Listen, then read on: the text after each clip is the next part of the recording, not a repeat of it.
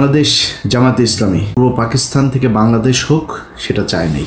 মূলত তারা এই দেশে যে স্বাধীনতা পরবর্তী সময় সেই দেশে বসবাসের অযোগ্য। তারা বাংলাদেশের একটা অপশক্তি, পাকিস্তানি অপশক্তি।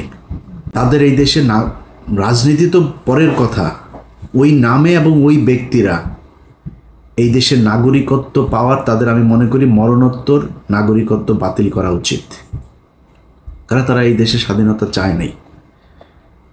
এখন আপনি হয়তো আজকে আমার এই কথা শোনার পরে মনে করবেন যে আমি এতদিন আমি তো নিজেই বলতাম, হ্যাঁ আমি বলতাম, আমি তো আমার তো ওই সময় জন্ম হয়নি। আমার জন্ম হইলে আমি দুই পাকিস্তানকে এক রাখতেই চাইতাম। যদি না পারতাম আমি ওই পাকিস্তানে, পশ্চিম পাকিস্তানে চলে যেতাম। আপনি পশ্চিম পাকিস্তানের পক্ষ হয়ে যুদ্ধ করলেন, পূর্ব পাকিস্তান স্বাধীন হয়ে গেল, আপনি আবার পূর্ব পাকিস্তানে থাকার জন্য আপনার এত খায়েশ কেন?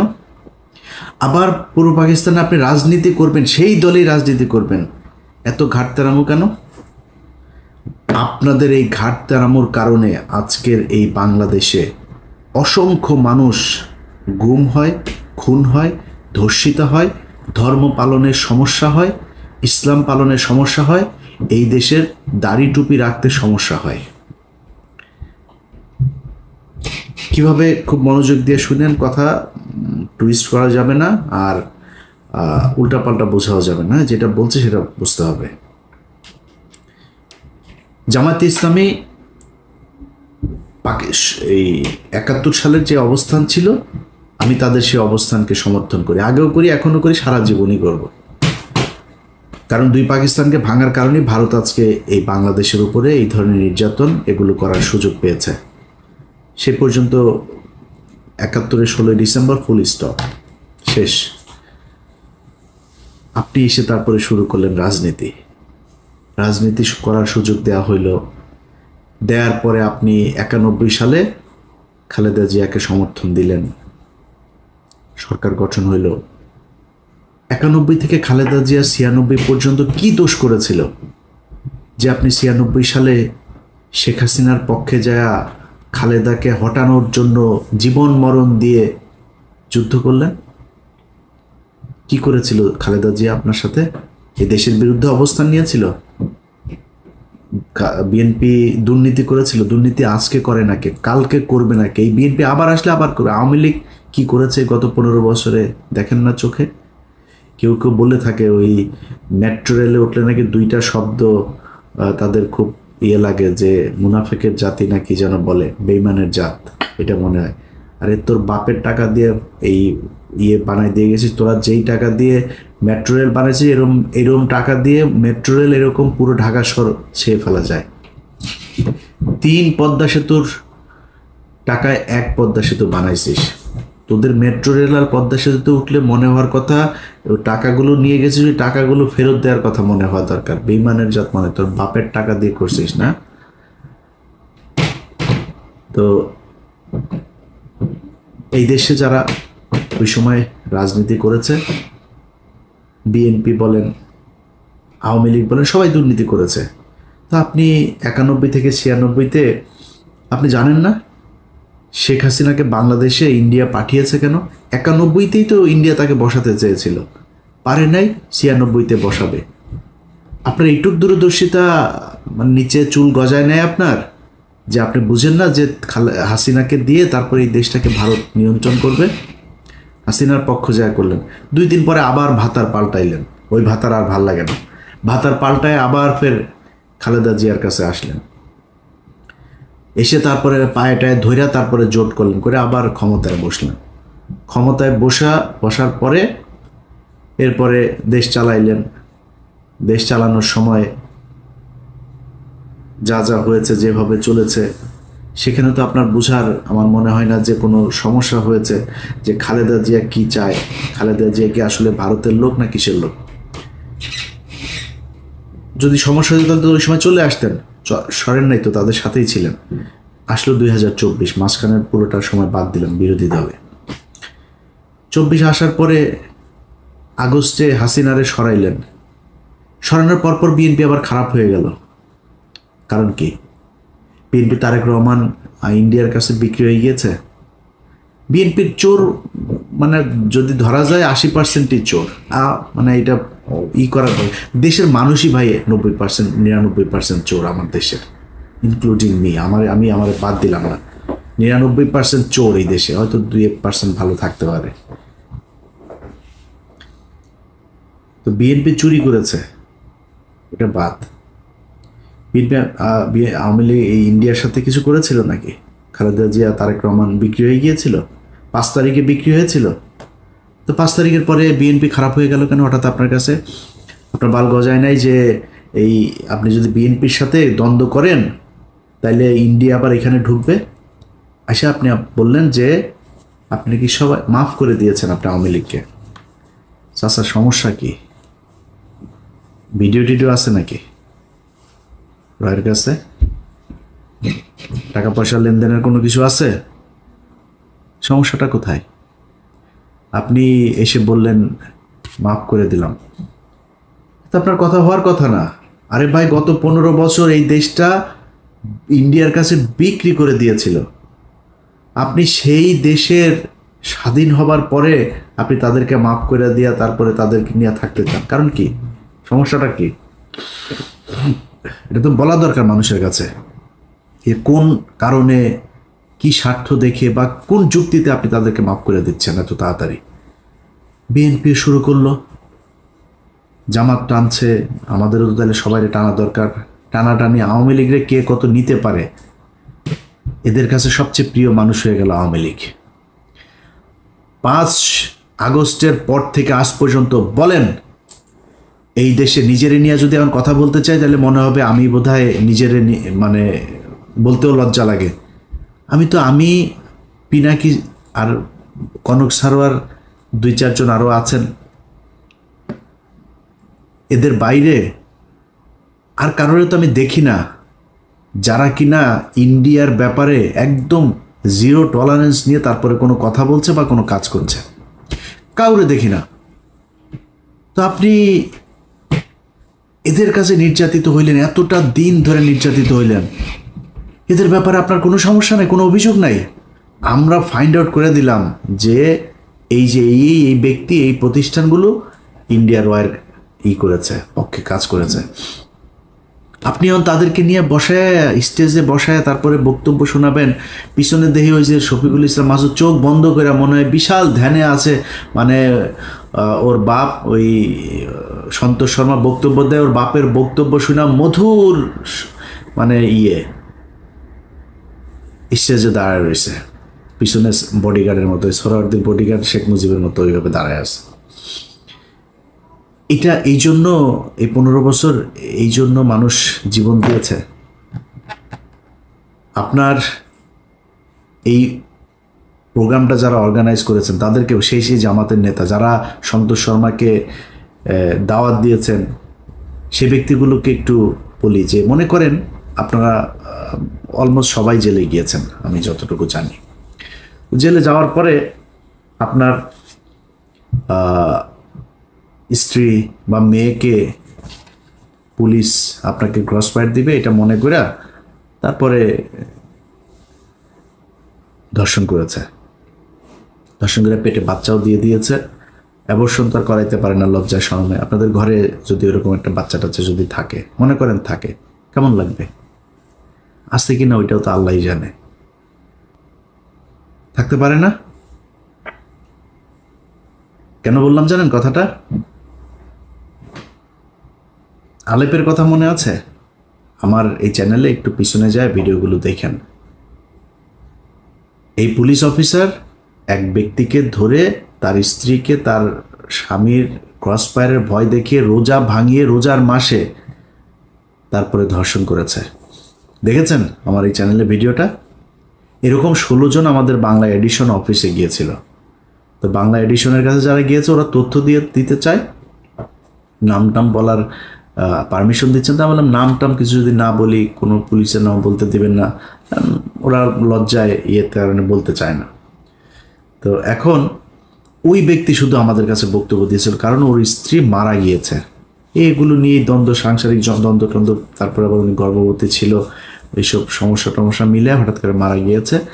স্বামী স্ত্রীর মধ্যে এটা নিয়ে খুব খারাপ পরিস্থিতি চলছিল, মারা গিয়েছে। সে লোকের কথা শোনেন নাই? ওই লোকের স্ত্রীকে এইভাবে জোর করে ধর্ষণ করেছে। আমরা তো জানি না আরো কত মানুষের স্ত্রীকে এইভাবে ধর্ষণ করেছে যারা আমাদের কাছ পর্যন্ত পৌঁছাইতে পারেনি। আপনি মাফ করে দেওয়ার কে? তাদের কাছে জিজ্ঞেস করেছেন? ভারত গেল 15 বছরে যা করেছে সেটার শাস্তি হতে হবে, শুধু শাস্তি না, সারা জীবনের জন্য তাদেরকে নিষিদ্ধ করতে হবে। আপনি 2 দিনের মাথায় মাফ করে দেন। খিলগাঁয়ের জনির কথা মনে আছে? বুকে গুলি কয়টা? 19 গুলি নিয়ে তারপরে মরতে হয়েছিল। ছোট বাচ্চা। তার ওই বাচ্চার কাছে গিয়ে জিজ্ঞেস করেছেন যে ওর বাপের এই হত্যাকাণ্ডকে সে মাফ করেছে কিনা? সারা দেশে সেই 5ই মে থেকে শুরু করে বিভিন্ন সময় এই দেশে গণহত্যা চালিয়েছে। ঠিক যখন আপনি কথাটা বলছিলেন তার 1 মাস আগে, 15 দিন আগে একটা গণহত্যা চালিয়েছে। আপনি তাদেরকে মাফ করে দিচ্ছেন এত তাড়াতাড়ি? নিশ্চয়ই চাচা মিয়া ভিডিও টিডিও কোনো মমতাজ কারোর সাথে মনে হয় আকাম কুকামের কোনো ভিডিও আপনার আছে আওয়ামী লীগের কাছে বা রয়ের কাছে, এই জন্য আপনি বক্তব্য দিতে বাধ্য হয়েছেন। ওইটা আপনার বক্তব্য হওয়ার কথা না। আমি একজন মানুষ হিসাবে, সুস্থ মস্তিষ্কের একটা মানুষ হিসাবে এটা আমি মনে করি না। হয় আমি পাগল হয়ে গিয়েছি, নাইলে আপনার কোনো ভিডিও টিডিও কিছু একটা আছে, নাইলে আপনি মাফ করতে পারেন না।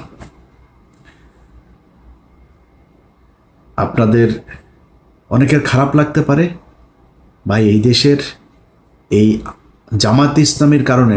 আমি সরাসরি বলি, ধরেন আমি কয়দিন আগে ওই যে বিরিয়ানি আলম সাহেব বলেছিলেন, তার সাথে আমার ওয়াশিংটনে আমরা মুশফিক ভাই এরা কয়েকজন ছিলাম একটা প্রেস ব্রিফিংয়ে এখানে। তো আমার জিজ্ঞেস করছিল যে আপনি নির্বাচন হলে কারে ভোট? আমরা নির্বাচন হলে জামাত ইসলামরে ভোট দেবো। এখনও এটা প্রকাশ্যে, মানে এটা আমি যেটা বলি আমি সবার সাথে কথা ওইভাবেই বলি। বলছি জামাত ইসলামে দেবো। বলছে কেন জামাত ইসলামে কেন দেবেন? বললাম জামাত ইসলাম বিএনপি দুইটা আমার কাছে সমান্তরাল, কিন্তু যেহেতু ওরা ইসলামটাকে একটু প্রিফার করে তো আমি এই কারণে জামাত ইসলামকেই ভোটটা দিব, বাট আমি বিএনপিকেও পছন্দ করি। এখনো বলছি এই এক কারণে জামাত ইসলামের প্রতি মানুষের যে দুর্বলতা, এইটার কারণে বিএনপির চাইতে আপনারা অনেকেই হয়তো জামাত ইসলামের অনেকে, আমার তো মানুষ জামাত ইসলামই মনে করে, তো কালকে হয়তো মনে করছে আরে ইলিয়াস কি সমস্যা, কি ইলিয়াস তো দেই জামাতও করেনি, তাহলে আসলে করে কোন দল? এখন আমি জামাত করি না, কিন্তু বিএনপির লোকজন কিন্তু আমার জামাত বানায়। এই যে জামাত বলা হয় এটার কারণ কি জানেন? এটার কারণ হচ্ছে ওই যে ধর্মীয় কথাবার্তা বলি। যখন অফিসে জব করতাম ইটিভিতে, রোজা রাখতাম, রোজা রাখাই তো আবার মাঝে মধ্যে ধরেন শুক্রবারে নামাজ টামাজ পড়ার জন্য সময় চাইতাম অফিসে। এই তো জঙ্গি, তো মানে শিবিরের লোক। আবার ওই হরতালের সময় শিবিরের ওই ফুটেজ যেগুলো আমি তাড়াতাড়ি পাইতাম আর কি, আমার কাছে এই তথ্য আমি সোর্স মেনটেন করতাম। মনে করেন ওর সাথে ও এত ফুটেজ পায় কেমনে, কোথায় ভাঙচুর হয় এটাও জানে কেমনে। এইটাও আরেকটা কারণ। আমি একা না, আপনি বিএনপির সাথে বলবেন যে আমি বিএনপি করি বলে এই বা মানে বিএনপির কিছু দেখি না এটা বলে আপনি পাওয়ার সুযোগ নাই। কারণ বিএনপির সাথে আপনার অনেকগুলো জায়গায় পার্থক্য আছে, যেই পার্থক্যটা আপনাকে মেনটেন করতে হবে। যে পার্থক্যগুলো কি? আবরার ফাহাদ বলেছিল সে শিবির করে, আবরার ফাহাদকে হত্যা করা হয়েছে শিবির সন্দেহে, জানেন না? আমি বেতন পেয়েছি 23,000 টাকা বেতন পাই মাত্র, তখন বেতনের পুরো টাকাটা নিয়ে তারপরে যে কোনো জামাত ইসলামের কোনো একটা জায়গায় দিয়ে এসছি। এটা একটা রসিদ ছিল, সেই রসিদটা আমার ড্রয়ারে ছিল, 23,000 টাকার একটা রসিদ। 23,800 টাকা বেতন পাইতাম তখন, 800 রেখে দিয়েছিলাম, 23,000 টাকার রসিদটা দিয়েছিলাম। তো আমি যেহেতু ঢাকা শহরে আমার যেহেতু মানে নিজের বাবার বাড়িটাই আছে, আমার যেহেতু মানে ভাড়া দিতে হয় না, আমি অফিসে অন্যদের চাইতে একটু রিল্যাক্স থাকতাম, কোনো বাজার টাজার কোনো কিছু আমার কোনো ঝামেলা ছিল না। তো আমি ওই টাকাটা দিয়েছিলাম। তো আমি ইটিভি থেকে আমাকে যখন এই চেয়ারম্যান যখন জেলখানায় গেল, তখন আমার ড্রয়ার তো আমি কোনো জিনিসপত্র কিছু নিয়ে আসার সুযোগ পাইনি, আমি আর অফিসে যাইনি। আমার ওইখানেই খুঁজে এগুলো পেয়েছিল। ওই রসিদটা নিয়ে ডিবির মনিরের কাছে দিয়ে এসেছিল আমাদের 21 টেলিভিশনের অখিল পোদ্দার। আমার অনেক ঝামেলা হয়েছে ভাই, শুধুমাত্র এই জামাতের পক্ষে কথা বলা কিংবা জামাতের মতো করে কথা বলার কারণে। এই দায় আপনাদেরকে নিতে হবে। আবরার ফাহাদ মারা গিয়েছে, এই দায় আপনাকে নিতে হবে।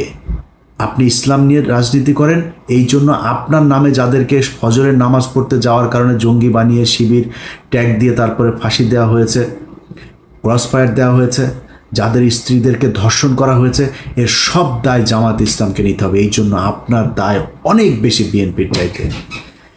বিএনপি তো ভাই খালি খালেদা জিয়া, তারেক রহমান, জিয়া পরিবার বাদ দিলে বিএনপির 90% মানুষের সাথে আওয়ামী লীগের কোনো পার্থক্য নাই। আপনি যদি নাকি এই ভারতের ইস্যুটার সামনে নিয়ে এসে যদি বলেন, ভাই বিএনপির বহু মানুষ আছে। এই যে সালাউদ্দিন দেখেন না, সালাউদ্দিন ইন্ডিয়াতে ধরে নিয়ে গিয়েছিল, আমরা জানি, ধরে নিয়ে যে তাকে গুম করেছিল। ওই গুম হয় নাই, ওই বাংলাদেশের মানুষকে গুম করছিল। ইন্ডিয়াতে বসে সে আমাদের সাথে ফোনে কথা বলে, আমার সাথে অনেকবার কথা হয়েছে। ইন্ডিয়াতে বসে থেকে কথা বলে আমার সাথে, অনেক ইনস্ট্রাকশন দিত, ভাই এরকম করো, এরকম এই সেই। আমি খুব অবাক হইতাম যে ইন্ডিয়াতে বসে সে কথা বলে, তারে কিছু বলে না। তখন কিন্তু আমরা এটা নিয়ে আলোচনা করতাম যে সমস্যা, এরা আসলে ইন্ডিয়া নিয়ে গিয়েছে ভাব ধরানোর জন্য, সে আসলে রয়েরই লোক, ওইখানে নিয়ে তাকে ট্রেন আপ করা হচ্ছে বিএনপিকে, যাতে সে দেশে গিয়ে তারপরে সার্ভিসটা দিতে পারে। সেই সার্ভিস এখন এসালম টেসালম এদের সবাইকে বাঁচায় সালাউদ্দিন সাহেব দিচ্ছেন। তো বিএনপিরে যদি আপনি তারেক রহমান, খালেদা অর্থাৎ জিয়া পরিবারের বাদ দেন, আমি জানি না ভাই কয়জন খুঁজে পাবেন সেখানে ইন্ডিয়ান লোক। মির্জা ফখরুল এই দলের দ্বিতীয় পার্সন, তার মতো লোক ভারতীয় এজেন্ট। এরপরের আর কে কোথায় আছে আমরা জানি না, এটা নিয়ে আজকে কথা বলছি না, যেহেতু আজকে ওইটা বাদ। তো মানুষের প্রত্যাশা জামাত ইসলামের উপরে অনেক বেশি, বিশেষ করে ভারতের ক্ষেত্রে, কারণ ভারতের সাথে আপনারা 71-এ হেরেছেন। এই গত কয়েক বছরে আপনাদের কয়েকজনকে হত্যা করা হয়েছে। 15 বছর আপনাদের যেসব শিবিরের ছেলে পেলে আছে, জামাতের লোকজন আছে, তাদেরকে প্রচণ্ড কষ্ট নির্যাতন সহ্য করতে হয়েছে। এই কষ্ট আপনাদের উপরের এই তাহের ঠাকুরের মতো, এই তাহের মিয়ার মতো এরকম 2-4 জন রয়ের এজেন্টকে নিয়ে আপনি এই পুরো দেশের সব মানুষকে বিপদে ফেলতে পারেন না। জামাতে ইসলামকে নিয়ে অনেক কিছু বলার মতো সুযোগ ছিল, কিচ্ছু বলি নাই। আপনি জানেন এটিএম আজহার এখনো পর্যন্ত জেলখানায় আছে। বাংলাদেশের মানুষকে বিষয়টা বলি, কেন আছে জেলে জানেন? জেলে আছে জামাত ইসলামের কয়েকজন নেতার কারণে। তারা ইচ্ছা করে তাকে জেলখানায় রেখেছে, তারা চায় না সে ছাড়া পাক। 5 তারিখের পর থেকে এখনো পর্যন্ত জামাত ইসলামের অনেক নেতার বাড়িতে আওয়ামী লীগের লোকজনকে লুকিয়ে রাখা হয়েছে। শিবিরের ছেলে পেলে যায় কিছু কিছু জায়গা থেকে তুলে জোর করে তারপর জামাতের সাথে যুদ্ধ করে তাদেরকে বের করেছে। জামাত ইসলামের সাথে শিবিরের একদম খুব স্পষ্ট কিছু দ্বন্দ্ব, তারা সেই বিষয়গুলো বাইরে আসতে দেয় নাই, কিন্তু সেই দ্বন্দ্বগুলো এখন প্রকাশ পাচ্ছে। জামাত ইসলাম, ইসলামী ছাত্র শিবির থেকে শুরু করে যারা এই দলের সমর্থক কর্মী,